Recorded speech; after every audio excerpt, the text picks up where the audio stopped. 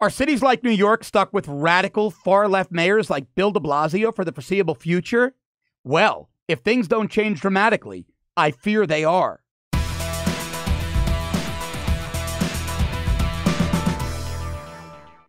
We first have to look at who Bill de Blasio is, or actually isn't. See, Bill de Blasio isn't even his real name. I mean, it's his legal name, but it's not his given name. The guy was born in 1961 as Warren Wilhelm Jr. In 1983, he legally changed his name to Warren de Blasio Wilhelm. He hyphenated his mom's maiden name in between his first and last. And in 2002, as recently as 2002, he finally became the guy we all know and love, Bill de Blasio. And what about his past? Well, he's been a communist sympathizer. Hell, he may even be a communist. It comes from communist roots. In the 1940s, his mother worked for a U.S. government agency called the Office of War Information, and their mission makes me very uncomfortable. See, they were tasked with painting Stalin in a positive light to sell our alliance with him against Nazi Germany and Imperial Japan. And Bill de Blasio's mother was one of the communist propagandists they hired to do just that. So the guy comes from a long line of communist sympathizers, communist radicals, and far lefties. In 1983, he himself went on a propaganda indoctrination trip to Russia. In 1988, he went down to Nicaragua to hang out with Daniel Ortega and the violent communist Sandinistas. They despised America. De Blasio ran right to them. The height of the Cold War, this guy was going to Russia, going to Nicaragua to hang out with our enemies. And today he's mayor of the financial capital of the world, America's largest city, New York City. It is absolutely mind-blowing. But how does a guy who supported people like Joanne Chesimard, a.k.a. Assata Shakur, a cop killer, on the FBI's most wanted terrorist lists, one of the reasons that police officers turn their backs on him at police funerals? How does a guy who supports terrorist Oscar Lopez Rivera, the Puerto Rican separatist bomber, who, when the political heat became too much, de Blasio backed away from, but only about 200 feet, because they both marched in the Puerto Rican Day Parade, only de Blasio marched about half a block behind Rivera. So in addition to being a communist, de Blasio is also a coward. How does a guy like this get elected mayor of New York City? Well, we've got to go back to the 2013 Democratic primary. See, there was only 7% voter turnout. It was tiny. And those people were among the city's most radical, the most far left. They made de Blasio their nominee because they loved him.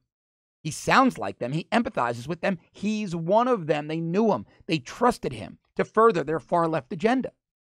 And the general election was no better. There was only 24% voter turnout. 73.3% of the city's most, well, I should say of that 24%'s most radical far left voters made Bill de Blasio their mayor. His challenger, Joe Lhota, only received 24.3% of the vote. Now, you're probably saying, who in the world is Joe Lhota? And that's an unfortunate question, because Joe Lhota was Rudy Giuliani's deputy mayor. He was the guy who implemented many of Giuliani's nuts and bolts solutions. Solutions I experienced when I was a cop under Giuliani. They worked. They were outstanding. But Giuliani was larger than life, and when he came into a room, he sucked the air out of it. The media attention was only on him. But people like Joe Lhota that were doing outstanding work often went unnoticed. In 2013, when the election rolled around, Joe Lhota got no support, no fundraising, no endorsements. De Blasio, on the other hand, had Alec Baldwin at every event. He had the Hollywood crowd backing him. George Soros pumping money into his campaign. Soros was one of his main backers. And he had Hillary Clinton's infrastructure because de Blasio was the campaign manager for Hillary Clinton's 2000 Senate race in New York State. And I fear history is repeating itself. I fear it's repeating itself because in this 2017 mayoral election coming up next month, de Blasio's GOP challenger seems like a sacrificial lamb. Her name is Nicole Malliotakis. And de Blasio is 35 points ahead of her. Now, Fox News guy, former NYPD detective and private eye Bo Dietl is in the race as well. But it seems like all he's doing is screaming at people and cheering on the New York Yankees. Bo is amusing, but I don't see him as a formidable challenger for mayor of New York City. I wish he was. It'd be refreshing. So what do we do? How do we change this tide? How do we reverse it? How do we get these radicals to give up their grasp on our cities?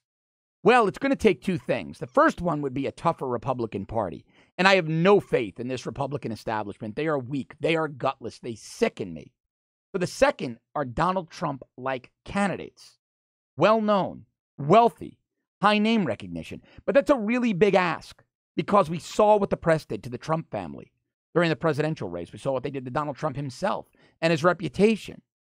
A lot to ask somebody to do to themselves, their families. But unless they do it, we're going to be doomed. These cities will be under far-left, radical, communist, sympathetic, Democrat control for generations. It's terrible for those cities. And it's terrible when you look at issues like sanctuary cities and illegal immigration for the United States of America. If you like this content, if you find it as important as I do, please subscribe to our premium service at www.therebel.media/shows. I'm John Cardillo. I'll be back with you tomorrow. Thanks for watching.